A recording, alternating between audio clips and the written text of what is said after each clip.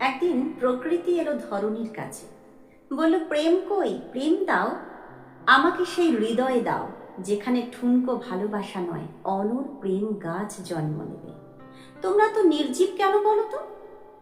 ধরণী বলল, আগে তুমি বর্ষা নিয়ে এসো, আমি বৃষ্টি ভেজা হৃদ জমিনে প্রেম গাছ পুঁতব। আমার ছোটবেলার ফাজিল বন্ধু বলল, এখন প্রেম স্বার্থসার, আর টাকা ওষুধে জন্মায় বাড়ে। ওসব হৃদয়টি তো এখন এক্সপায়ার। বাজারে যে প্রেম বিক্রি হয় সেটা রান্না করা প্রেম। অভিনয়ের মশলা দিয়ে এখন প্রেমিক প্রেমিকারা প্রেম রান্না করে। বর্ষা সুন্দরী বলল, এমন করে বলো না প্রিয়, বর্ষায় কি তুমি একটুও গুনগুন করো না? তোমার কাছের মানুষকে কি আরো কাছে পেতে ইচ্ছে করে না? ময়ূরও তো পেখম তুলে নাচে নাকি? একমাত্র বর্ষাই পারে ভালোবেসে পরতে পরতে প্রকৃতিকে ধৌত করতে। বর্ষায় পারে চৈতি মনে প্রেম বান বওয়াতে।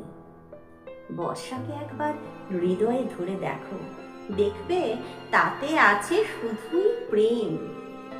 একমাত্র বর্ষা ঋতুই আছে যে প্রেম ছাড়া কিছুই দিতে পারে না।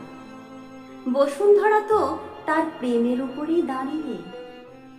সমস্ত সমাপ্তি শেষে একটা বর্ষা ঊষর মরুতে জীবন এনে দিতে পারে। তাই প্রত্যেকের মনের ঘরে বর্ষা থাকুক বেঁচে, যেখানে বসবাস করবে একটা সত্যিকারের প্রেম।